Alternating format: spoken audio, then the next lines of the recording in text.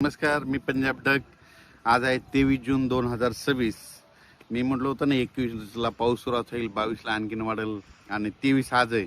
तर आज देखील महाराष्ट्रामध्ये बऱ्याच भागामध्ये पाऊस व्याप्ती वाढणार आहे म्हणून हा अंदाज लक्षात येतो. त्याच्यानंतर 24, 25, 26 असं करत करत 27, 30 तारखेपर्यंत राज्यात बऱ्याच भागामध्ये पाऊस जाणार आहे. ज्या ज्या ठिकाणी चांगला पेरणी योग्य होईल त्या शेतकऱ्यांना पेरणी करायला हरकत नाही, पण जमिनीमध्ये ईदभर ओल जाणं सगळ्यात महत्वाचं आहे.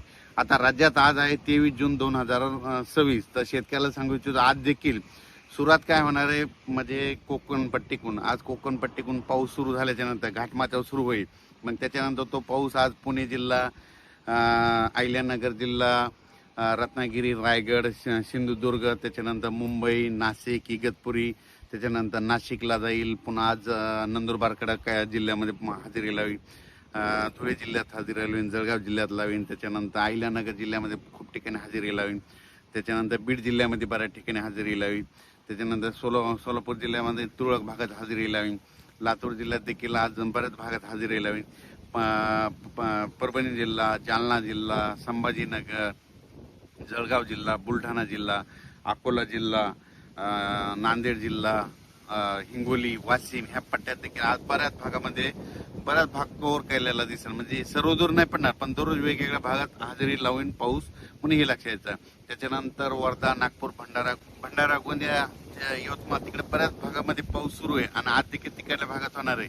त्या शेतकऱ्याला सांगू इच्छितो की विदर्भ, पूर्व विदर्भात जमिनीमध्ये ओल पुरेसे गेले तर मग तुम्ही पेरणी करायला हरकत नाही, पण कमी ओल असली तर पेरणी करू नका. कारण की राज्यामध्ये तुम्हाला सांगू इच्छितो सध्या आणखीन जवळपास हे तर 30 जून पर्यंत पाऊस आहे, पण त्याच्यानंतर जुलैच्या पहिल्या आठवड्यात देखील चांगला पाऊस बरसणार आहे, म्हणजे चांगला पाऊस होणार आहे.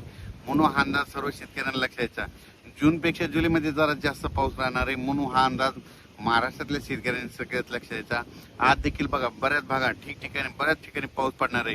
काल देखील खूप ठिकाणी झाला, म्हणजे काल अहिल्यानगर झाला, जुन्नर, सिन्नर तिकडे झाला, त्याच्यानंतर नाशिककडे झाला, मुंबईकडे झाला, त्याच्यानंतर बुलढाणा जिल्ह्यात झाला, वाशिमकडे झाला, वर्धा, नागपूर, भंडारा मध्ये तिकडे देखील झाला, नांदेड जिल्ह्यात काही भागात झाला, त्याच्यानंतर जालना जिल्ह्यात झाला, जळगाव, संभाजीनगरकडे झाला, मग शिर्डी, कोपरगाव राहता बऱ्याच परिसर.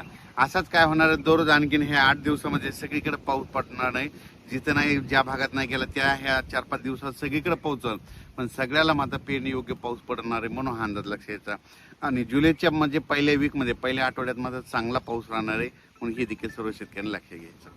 नंतर कोल्हापूर, सांगली, सोलापूर त्या शेतकऱ्याचे फोन आले धाराशिवच्या, तिकडे देखील काय होणार 26-27च्या नंतर तिकडे देखील त्या परिसरामध्ये पाऊस पडणार आहे, कर्नाटकमध्ये देखील पडणार आहे, म्हणून हा अंदाज लक्षात. आता हे तुम्हाला सांगू इच्छितो ही आता म्हणजे आज 23 जून पासून तर 30 पर्यंत बऱ्याच भागामध्ये चांगला पेरणी योग्य पाऊस पडणार आहे. जिथं पडला तिथं त्यांना जास्त पडणार आहे आणि सगळ्यांची पेरणी योग्य पाऊस राहील.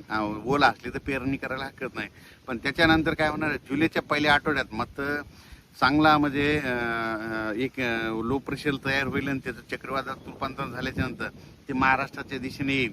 त्याच्यामुळे जुलै महिन्यात जरा जास्त पाऊस राहणार, म्हणजे 2 जुलै ते 20 जुलैच्या दरम्यान म्हणजे राज्यामध्ये जुलै महिन्यात चांगला पाऊस राहील. आणि त्याच्यामध्ये काय होईल, जे छोटे छोटे तळे आहेत राज्यातले पाणी साठवण तलाव त्याच्यात देखील पाणी येईल.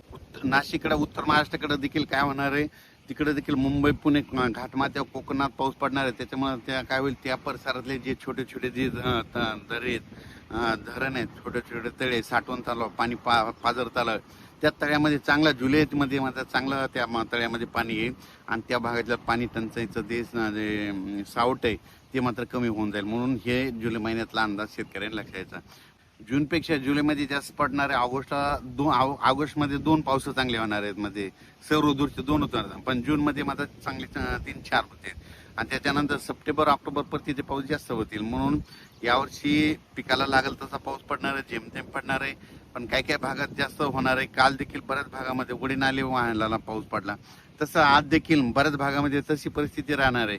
एकदम सगळीकडे जास्त पडणार नाही, पण काय होणार दररोज वेगवेगळ्या भाग कव्हर करीत असा सगळीकडे पाऊस पडणार आहे. एकदम शेतकऱ्याला सांगू इच्छितो की म्हणजे यावर्षी चांगला पाऊस पडणार आहे. फक्त काय करा, पेरणी करत असताना एक लक्षात द्यायचं, जमिनीमध्ये चांगली ईदभर ओल असेल तर पेरणीचा निर्णय घ्यायचा, नसतं मग पेरणीचा निर्णय घेऊ नये. कारण की पाऊस पडणार आहे, पाऊस येणार आहे, म्हणून फक्त पाऊस सगळीकडे एकदा येणार नाही, दररोज वेगवेगळ्या भागात जाणार आहे. सगळ्यांची पेरणी योग्य पाऊस राहील.